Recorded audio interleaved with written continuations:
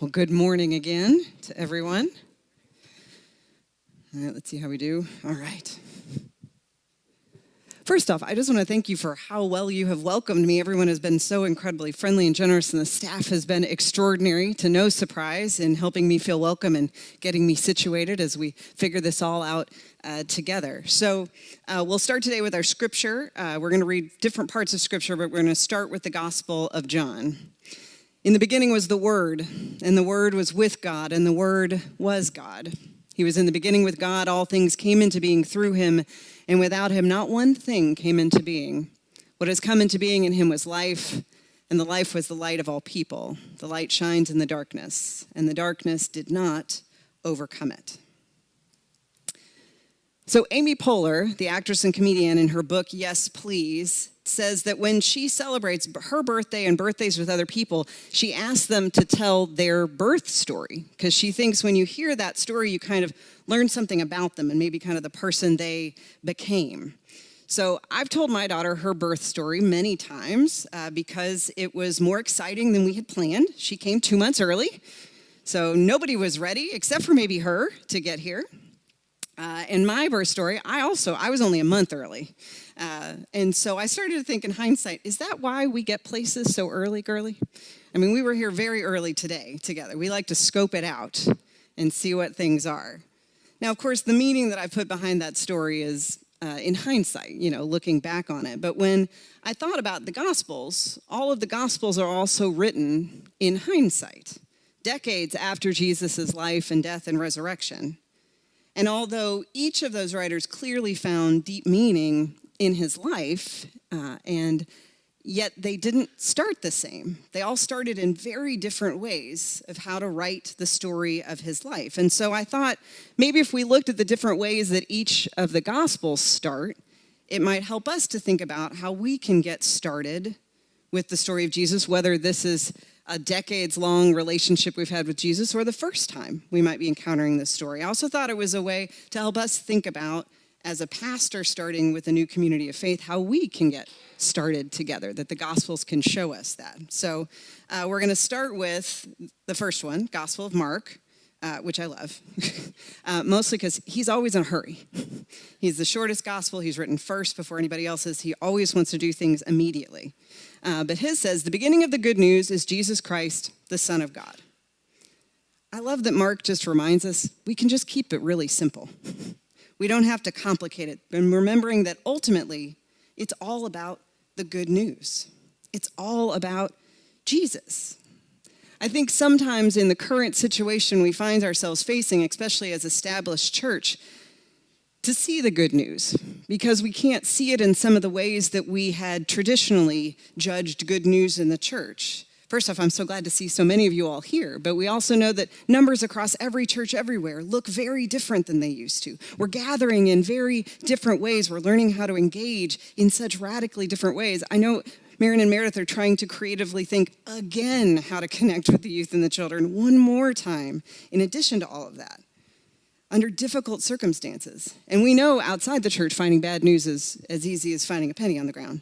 It's very easy. But so one of the ways Mark reminds us to get started is by remembering what Mark told his first readers, who are also struggling with numbers and oppression and bad news, that Jesus Christ himself is the good news. We don't have to bring it. We don't have to make it ourselves. Jesus has done it for us in the story of his life and death and resurrection. And Mark wants to tell us all about it. So when we're starting off, if we remember that Jesus has already come to save us, has already been successful in that's good news. What would it feel like as a community of faith if we were able to fully rest completely and fully in that good news? And here in this place, what I think that will start to look like is telling our stories about the good news. What's the good news of being a Christian? What is it specifically great about being a Christian here at First Christian Church of Louisville? I have my own stories. of the good news in my life. My friend Beth is here, which I'm so grateful for. But I thought about her when we first became friends many, many moons ago. She commented once, she was like, you don't do a lot of small talk. You just go straight into the heavy stuff. And I was like, well, I mean, I can do small talk. But yeah. And I love talking about Jesus. I love talking about your faith stories and where you have already encountered him. I can't wait to hear from so many of you, whether that's in person or on the phone or on a Zoom call, about how you have already known or want to know the good news of Jesus. Because like so many of you, I have learned over all of my experience that whether in good times, but more often when we're struggling, when we're experiencing grief or loss or just unexpected circumstances, that in my experience, the good news is still true. And more than that, the good news is enough. It is more than enough. So we get started by reminding and resting ourselves in the good news that's found in Jesus, and that's enough. All right? So Matthew has a different approach. Matthew starts with an account of the genealogy of Jesus, the Messiah, the son of David, the son of Abraham. He wants to tell us why the good news is in Jesus. And he starts by looking at the past with the genealogy, which is, right, everybody's favorite part of the Bible, right? Right? Should we do a whole Bible study on the begats? What do we think? Yes? No? All right. We make fun of the begats. We make fun of the list, but in so many ways, they're really a powerful reminder of where we have come from and who came before us. And I thought, what are the ways that we do that in church now? How do we remember the people and the leaders and the events that came before us? And I realized the best way the modern church does it is in our buildings. I don't know if we've ever thought about this, but our buildings hold our memories. And it's a way of looking at the past is by being in the building. Because looking at the past isn't bad. We can't stay there. But according to Matthew, it's essential to getting started. We have to know where we came from to understand where we are and where we want to go. And so the rituals that we do in the building are one of the ways that we embody, act out, live into our bodies what we believe to be true, right? We do that when we sing together. We do that when we prayed together and we said these ancient words of the Lord's Prayer. We're going to do it when we practice communion, when we celebrate offering. These are all ways that we embody our beliefs. These rituals can connect us to a past that has gone on long before us, and the good news is will go on long after us. There's a reason these ancient rituals still exist. They help us to remember what we believe to be true. They connect us to the past. And there's a ritual that I talked to the staff about this week that we're going to do in the building. They're going to take me on a tour, one, so I can find things, and multiple times. But two, to be able to spend time in the building and to let them tell me the stories that have happened here. But also to the dreams that they have for what happens here and what will happen here. Because the building is where the memories are both made, but they also live. I know that many of you could think about things that have happened in this sanctuary, in this building, in these spaces over years and decades. This is where community is made in this place, and it holds us together in a way nothing else does. And Matthew's genealogy, what it is reminding us of is that God's people have been faithful for a very long time. And even more than that, that God has been faithful to those people for a very long time. That God was with them when they were in deserts and wildernesses. God was with them when they were in green pastures, when they were worshiping in their synagogues and their temples. God was always with them. So of course, that means God will also be with us.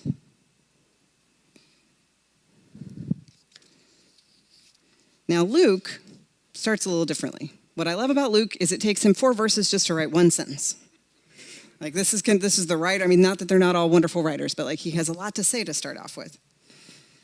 And he says, since many have undertaken to set down an orderly account of the events that have been fulfilled among us, just as they were handed on to us by those who from the beginning were eyewitnesses and services of the word, I too decided, after investigating everything carefully from the first, to write an orderly account for you, most excellent Theophilus, so that you may know the truth concerning the things about which you have been instructed. I mean, that's a lot. That's a lot. But what I love is he directly addresses the community, somebody else, at least one. He reminds us that the story of Jesus also starts with other people. It's for us, but it's not for us to keep. It's for us to give away. And he's focused on the evidence, the eyewitnesses, that events have been fulfilled. He wants us to tell people what Jesus has both already done in the past, but also what Jesus is doing here and now among us, among this community. I don't know if you know Martha Grace Reese, who wrote Unbinding the Gospel. I don't know if anybody's familiar with her. You're nodding. I know Bruce is nodding. She wrote a book, this was several years ago, about evangelism, and she called it a four-letter word, evangelism. Say it's because we're afraid of it, but I love her explanation that evangelism is simply, it's really natural. It's just when we tell people about our own experiences with Jesus. Everybody can do that. Everybody can tell those stories. What's the story of the time that this community has shown up for you? When prayer has worked for you? How do you feel when they sing a particular song here? What does it mean when an elder from the Stevens ministry has come and visited and prayed with you? What does it feel like to know that a gift that you have given has made a huge difference in one of the ministries that was funded by your wholeness grants?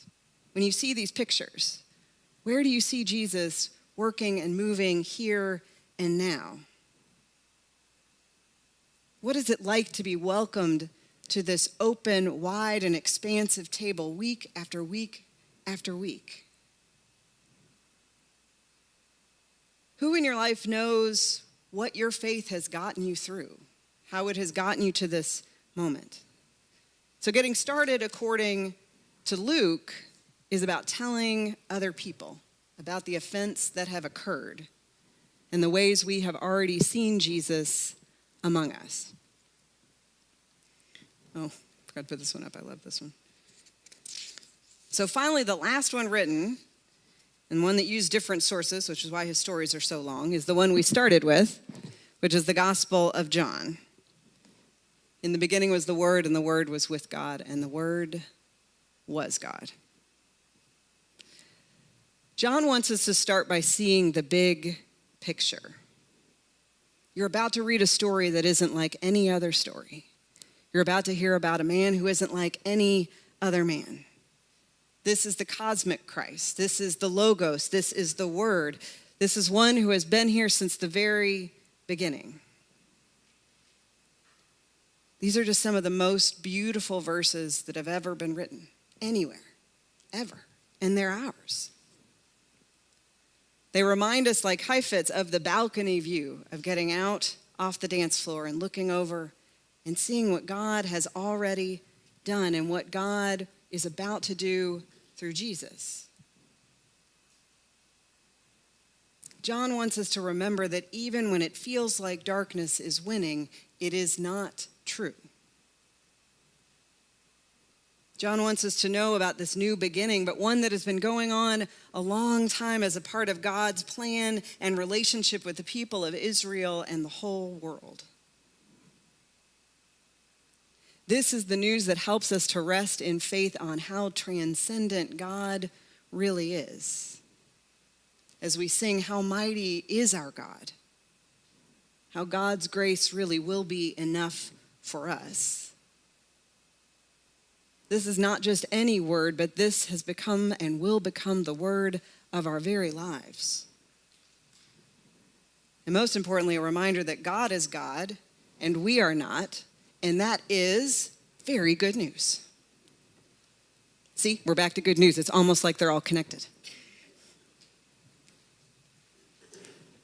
So when we're trying to get started, And maybe we don't know where to get started, or we've gotten lost, or we've gotten off the path, or just, the world is the way that it is. We can always start with the Gospels. They can show us the way, and that there's not just one way, but a couple of different ways. But they can remind us of what matters. That Jesus is the Son of God, and that is good news. That we are part of a people who have an incredibly long and storied past, full of people of faith, full of God's faithfulness to us. We can start by remembering that there are people who desperately want to hear these stories and our stories. And we are given the absolute gift of the ability to share them with people. And finally, this is all about what God is going to do in Jesus. That Jesus is in charge. That Jesus is the light that shines in any darkness, into any doubts and fears, and not just shines into it, but shows us the way out. I'm as excited as you are that we're starting this new journey together. So I think if together we look for that light, we look for the good news, for the stories of faithful people and a faithful God, we will be off to a very, very good start. And not just for ourselves, but for our community and for the whole world.